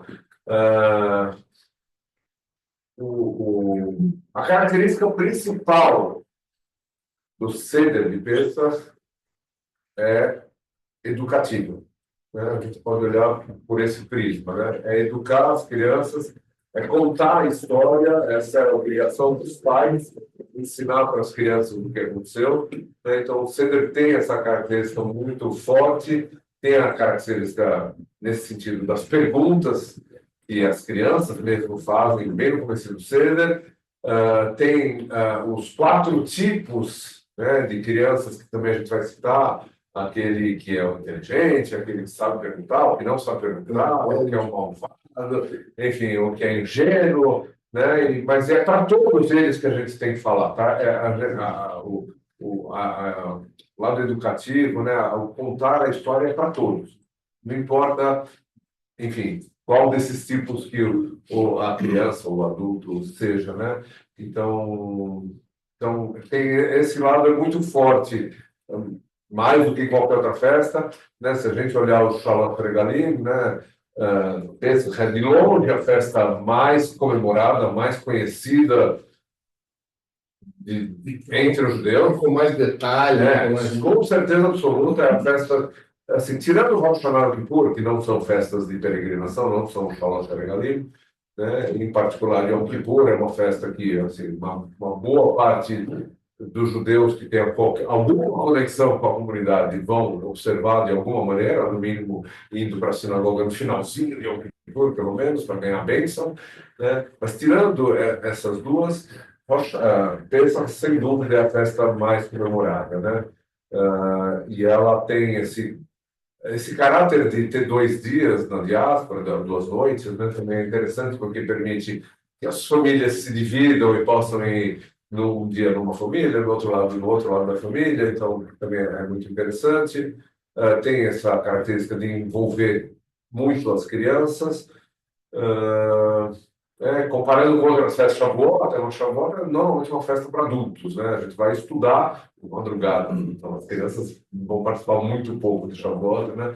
Sukkot é um pouquinho diferente, né? Porque tem açúcar, a gente pode ir comer no açúcar, enfim, mas não é uma festa de tanto apelo, né? Quanto pensa. Né? E pegando uma carona nisso que o Davi falou, uma coisa que eu não citei é que essas 3 Shalosh Regalim são ligadas, como a gente já viu aqui nas aulas, a gente vê ao longo do ano, são com conexões agrícolas. A Pesa, que é a Hag Haviv, é a época do plantio. Shavuot, que é a Hag Habikurim, ou seja, a festa das primícias, são os primeiros frutos. E Sukkot, que é Hag HaKatzir, que é a festa da colheita. Então, fechamento, né? A conclusão da colheita. Então, só essas 3 Shalosh Regalim têm conexões com o calendário agrícola, porque era a grande atividade econômica de Israel era a agricultura nessa época. Fala, Petrucci. Só um segundo, Petrucci. Só para completar, eu já te dou a palavra. Lembrando, lá no comecinho da aula de hoje, né? Nissan é o primeiro mês do ano, né? E é assim que a gente tinha tudo a ver com esse ciclo agrícola, né? Então, a ordem das festas, né? Para a gente é Pesach, Shavuot e Sukkot. Apesar de Sukkot ficar logo depois de Rosh Hashanah, né? De Yom Kippur, na verdade. Mas a gente não comenta. Quando a gente fala a ordem das festas, Shalosh Regalim é Pesach, Shavuot e Sukkot. Assim que elas são nominadas, né? Por essa questão agrícola, né? Bom, isso obviamente está ligado à questão do calendário bíblico, né? Começando em Nissan. Mas só um detalhezinho, o Celso comentou, né? A contagem do Homer, né? A gente começa a contar na segunda noite, ou primeiro dia, né? Que para a gente... desculpa, no segundo dia, né? Logo no começo do segundo dia.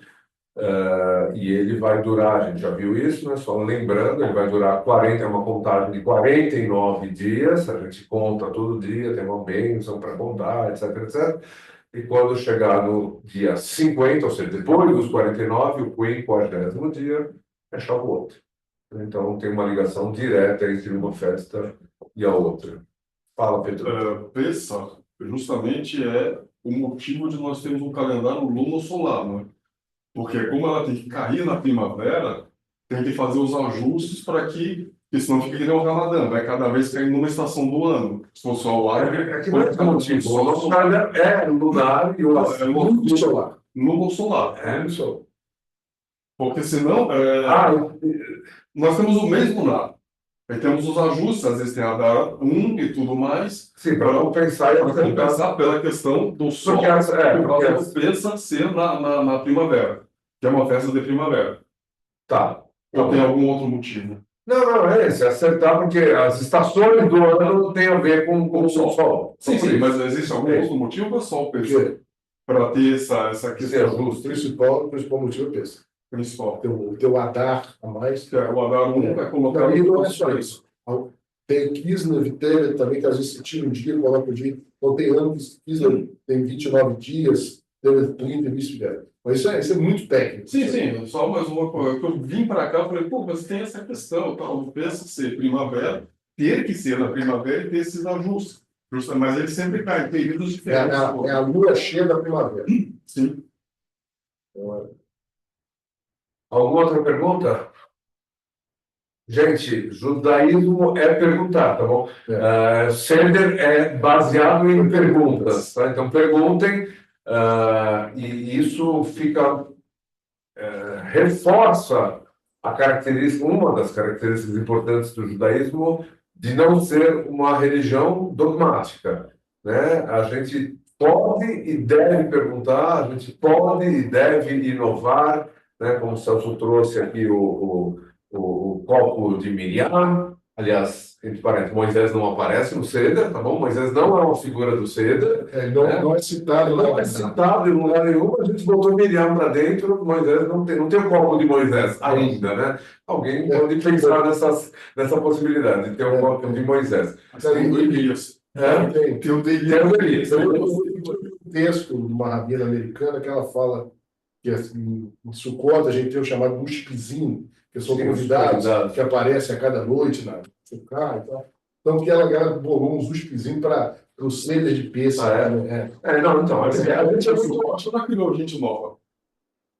Sei lá. A gente é criativo e é bom ser criativo, tá? Então, isso é importante, isso é característico do judaísmo, né? A gente pergunta, a gente discute, a gente argumenta e a gente é criativo, não tem nada de errado nisso.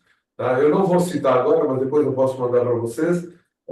Já tem gente que põe, além do copo de Elial, além do copo de Miriam, o copo de Serach. E eu não vou explicar quem é Serach. Aqui é uma mulher, é mais uma mulher. As mulheres têm um papel muito importante em Pesach. Aliás, em toda essa história que a gente está contando, né?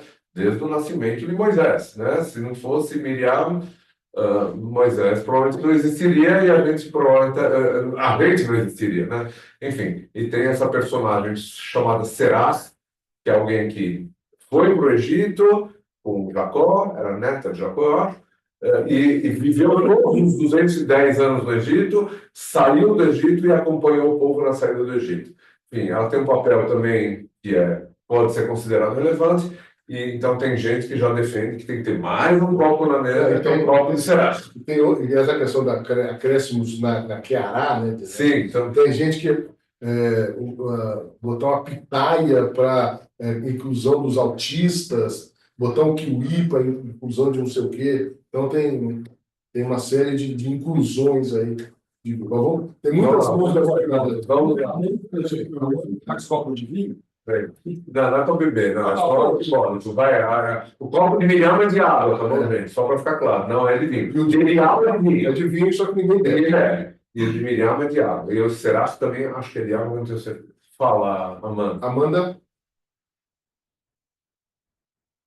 Tá com o microfone. Obrigada. Facilita. O kiwi, Celso, é para representar as famílias interfé, né? As famílias onde um judeu casado com um não-judeu. E eu acho legal porque queriam um símbolo para isso. Uma rabina sugeriu a alcachofra, falando assim que a alcachofra tem um formato de coração, mas ela também é espinhosa. Então, assim, para simbolizar que essas uniões afetivas ainda podem ser consideradas um assunto espinhoso em algumas comunidades. Aí veio uma outra rabina falando que não gostou desse simbolismo, porque acha que isso reforça o caráter espinhoso do assunto, né? Ela falou que então que é melhor o kiwi, porque é algo que por fora pode parecer áspero, mas que na verdade por dentro é algo doce, algo suave até o toque. Só achei interessante que você tocou nesse assunto. Mas a minha pergunta é uma que também apareceu aqui no chat.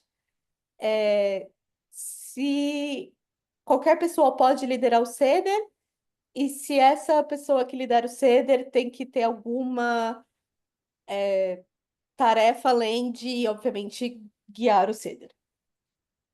Não. Qualquer um pode guiar o Seder, pode ser liderar o Seder, e não tem nada de especial. Ele assim, simplesmente é um cara que distribui tarefas. Agora você vai ler. Mas é o que alguém, acho que a Carol escreveu. Todo mundo participa, não é esse cara sozinho falando. Não, de jeito nenhum. Quanto mais a gente participar, mais legal. A gente já falou aqui N vezes no curso. O judaísmo é uma religião de comunidade. Todo mundo tem que participar. Johnny Herbert. Vamos marcar já o Seder do ano que vem, Carol. Põe na agenda.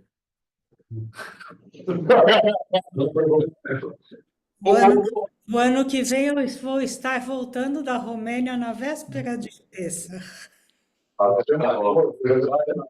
Herbert. Boa noite, prazer estar com vocês, muito bom. Eu gostaria de perguntar o seguinte: para a pessoa do sexo masculino participar da peça ou do ceder, ele teria atualmente que obrigatoriamente ser circuncidado, e se porventura não, e se há um limite, se ele não for circuncidado, até onde ele pode participar? Eu vou te responder pela minha opinião pessoal, tá? Eu não vejo problema nenhum dele participar por não ser circuncidado, até não vejo nenhum problema. Se você for lá buscar, como eu mesmo citei aqui, o primeiro ceder foi feito na terra de Israel, eles foram circuncidados antes para bandeirantes, mas eu acho que hoje em dia isso está um tanto quanto anacrônico. Eu já tive essa resposta, eu já vi essa pergunta. Posso? A questão da circuncisão é para o Corban. Foi a resposta que eu recebi. É para o Corban, não para o ceder. E como não se tem o Corban por causa de não se ter o templo, então a pessoa tecnicamente está liberada para poder participar. Essa foi a resposta. Não tem problema. JB? Eu já perguntei isso. JB está sentindo Tá, frustração. a minha pergunta é um pouco cômica, mas é em relação. Se tem o copo de Miriam, se tem o copo de Serai, eu posso. Aí, inventaram. Inventamos, criamos por alguma coisa. Pode-se também, dentro da tua casa, colocar um copo de uma taça para Moshe também? Pode abrir a taça dele depois? Pode. Já estou inventando um midrashim. Graxa. Quem mais? Legal. Fabiane? Shalom a todos. Consegui chegar, estava no ônibus, estava escutando algumas coisas, não deu para escutar totalmente, né, tudo, mas deu para escutar uma boa parte. Eu tenho uma das perguntas, acho que foi até um pouco respondida aqui, mas assim, primeiro que eu sigo de 7 a 8 anos mais ou menos,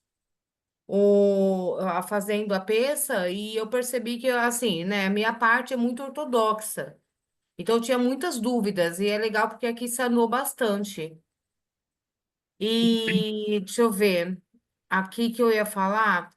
Sobre essa especificação que até a Amanda comentou sobre um não judeu, né? Aqui em casa nós somos todos, o meu genro não. Então, a gente tem todo um segmento aqui, mas ele sempre termina fazendo assim, junto, né?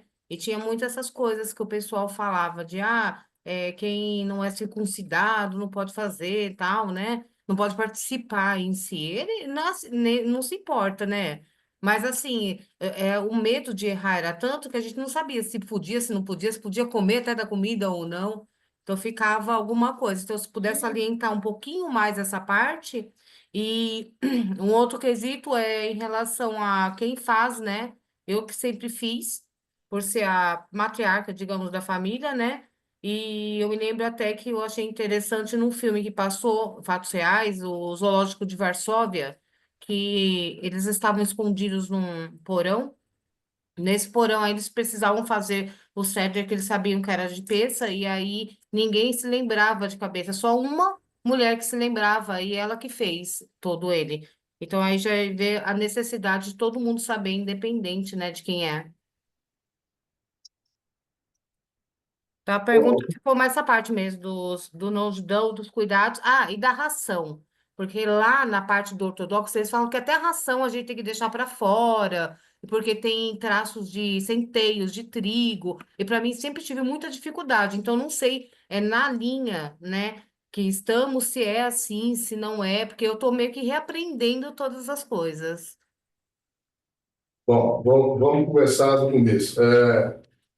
Se eu me esquecer de alguma coisa, você me fala.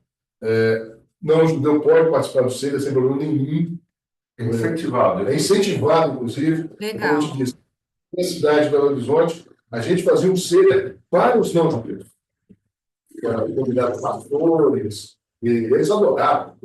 A gente enchia o salão com 300 pessoas, né, de comunidades evangélicas e cristãs, padre, pastor, fiéis, né? E era super animado, o pessoal gostava muito, então, sem problema nenhum. A segunda, quem pode liderar, qualquer pessoa pode liderar, você pode seguir liderando, sem problema nenhum. E a questão da ração de cachorro é o seguinte: você lê lá nos ingredientes, está lá, tem o que tem, não sei o quê, vitamina, papapá, papapá. Se chegar e falar assim, atenção, pode conter traços, não sei o quê, esquece. Se não tiver na composição farinha de trigo, farinha de centeio, Mas se tiver, só não mal. Deixa eu Senão as gatas vão ficar miando aqui, miando, miando.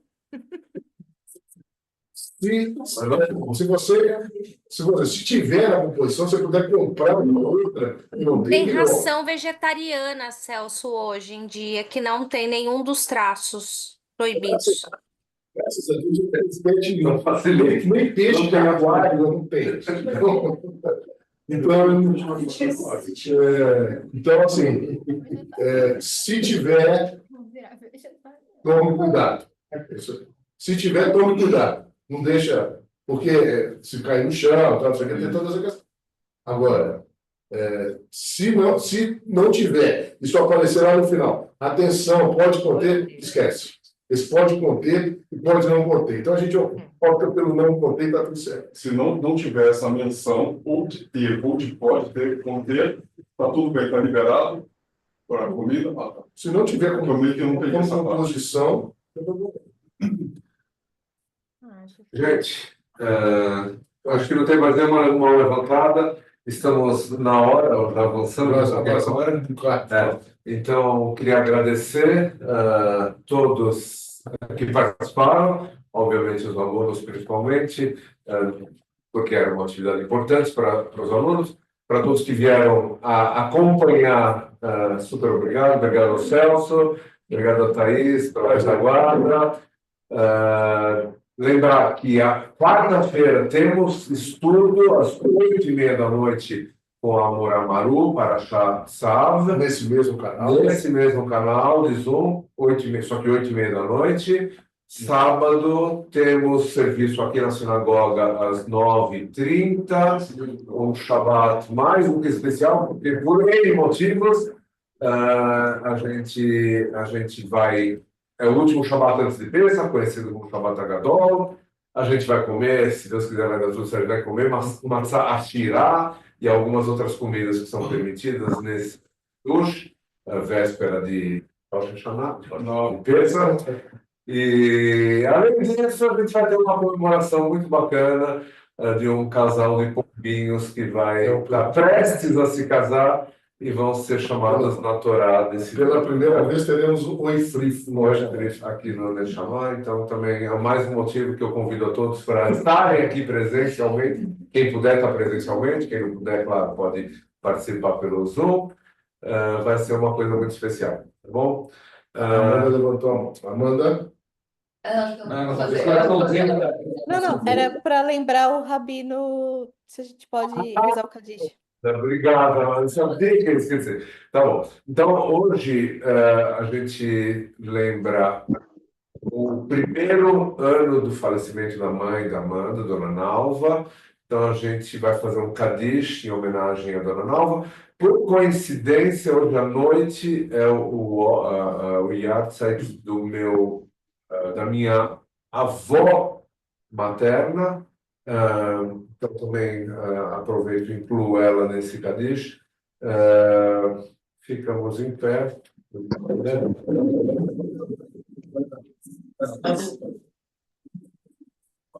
A Amanda nos acompanha. A Amanda está com o Sidura ali também. Quem quiser abrir o microfone pode deixar aberto para responder, pelo menos. Então, vamos lá. It Gadal. Kadash Merabah. Be'alma Tivra Hirute Ve'amlik Mahute. Be'chayehom Ve'meihom Be'chaye Dekot Be'Israel V'agalav Usman Kariv Ve'emiru. Amém. Amém. Yehesh Merabah Mevarach Le'olam Le'almei Almayah. Itbará, Veittabá, Veitbaar, Veituman, Veitnaseh. Veitadar, Veitaler, Veitalal, Shmed, Kudeshá, Brihu. Brihu. Leilá, Minkol, Birchatá, Veshiratá, Tush Bechatá, Benechkamatá, Damiram, Bealmá, Vimru. Amém. Amém. Yehesh Lamar Abamim Shmaya Vechaim Aleinu Ve'kol Israel Vimru. Amém. Amém. Ose Shalom Bimrumav, Uyase Shalom Aleinu Ve'kol Israel Vimru. Amém. Amém. Obrigado pela lembrança, Amanda. Já deu um ano, porque parece que as boas memórias da Dona Nalva continuem te empurrando aí, te sustentando, né, nesse seu caminho aí, principalmente agora nesse lugar novo. Espero que você tenha muito sucesso aí no seu trabalho. Então. Obrigada, pessoal. Obrigada a todo mundo aí por rezar com a gente.